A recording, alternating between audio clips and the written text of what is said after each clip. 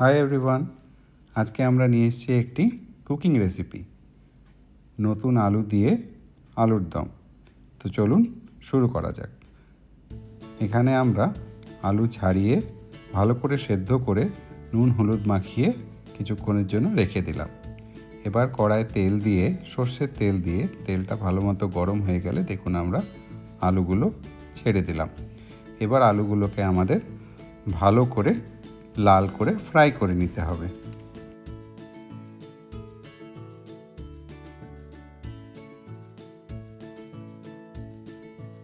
আমাদের আলু ভাজা অলমোস্ট কমপ্লিট। আমরা আলুটা এবার তুলে নিলাম। এরপর আমরা তৈরি করব একটা গুঁড়ো মশলার পেস্ট।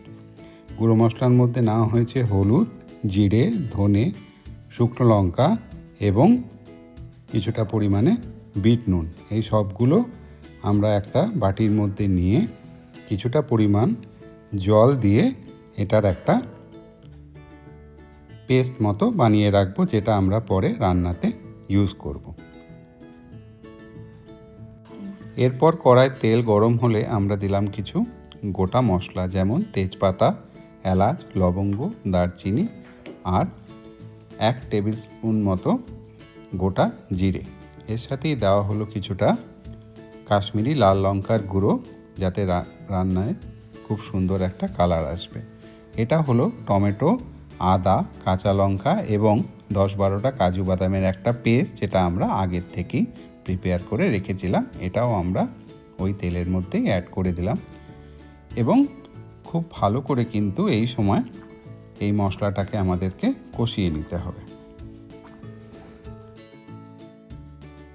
2-3 মিনিট কষাবার পর এবার আমরা অ্যাড করে দিলাম আমাদের গুঁড়ো মশলার যে পেস্টটা আমরা আগে বানিয়ে রেখেছিলাম সেটা, এবং এরপর এটাকে অ্যাটলিস্ট 5 থেকে 6 মিনিটের জন্য মিডিয়াম আঁচে আমাদেরকে ভালো করে কষিয়ে নিতে হবে।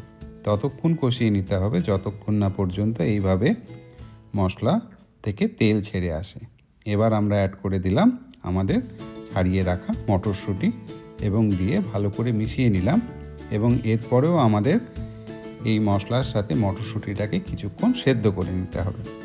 মটরশুঁটি দেখুন সেদ্ধ হয়ে গেছে। এবার আমরা অ্যাড করে দিলাম ভেজে রাখা ছোট আলু এবং তারপর সেটা ভালো করে মিশিয়ে নিলাম।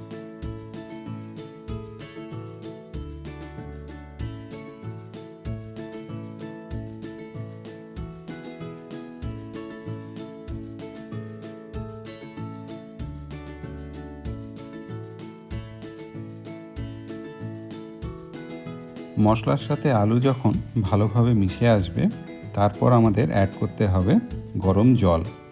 এখানে আমি 1.5 কাপ মতো গরম জল, ঈষৎ উষ্ণ গরম জল অ্যাড করেছি। আপনাদের কতটা জল অ্যাড করতে হবে সেটা কিন্তু আপনাদের নিজেদের চয়েসের ওপর নির্ভর করবে, যে আপনারা আলুর দমে কতটা ঝোল রাখতে চান।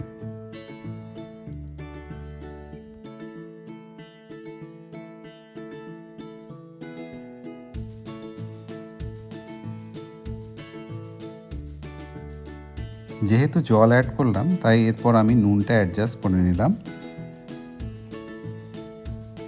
আর দিয়ে দিলাম কিছুটা চিনি, এটা টেস্টটাকে এনহ্যান্স করার জন্য।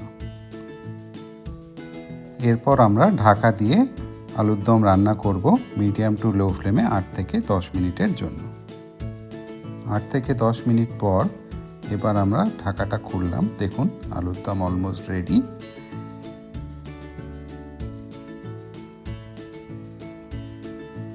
এবার আমরা ওপর থেকে ছড়িয়ে দিলাম একটি ভাজা মশলা। এটি ধনে, জিরে এবং শুকনো লঙ্কা দিয়ে বাড়িতে তৈরি করা একটি ভাজা মশলা। 1.5 চামচ মতো দিলাম ভাজা মশলা ওপর থেকে ছড়িয়ে। এটা কিন্তু রান্নায় একটা আলাদা স্বাদ অ্যাড করে। এরপর বাকি রইল শুধু একটি জিনিস, সেটি হলো ওপর থেকে একটু গাওয়া ঘি ছড়িয়ে দেওয়া। তাহলেই ব্যাস হয়ে গেল আমাদের আলুর দমের প্রিপারেশন রেডি। এটাকে এবার একটু ঢাকা চাপা দিয়ে রেখে দিতে হবে 2-3 মিনিটের জন্য, আর তারপরেই আপনাদের তৈরি হয়ে গেল শীতের জন্য শীতের ছোট আলু দিয়ে তৈরি আলুর দম। এই আলুর দম আপনারা সার্ভ করতে পারেন পোলাওয়ের সাথে, পরোটার সাথে, কড়াইশুঁটির কচুরির সাথে, যে কোনো জিনিসের সাথেই কিন্তু এটা খুব সুন্দর সার্ভ করা যায়। আজ তাহলে এই অবধি রইল।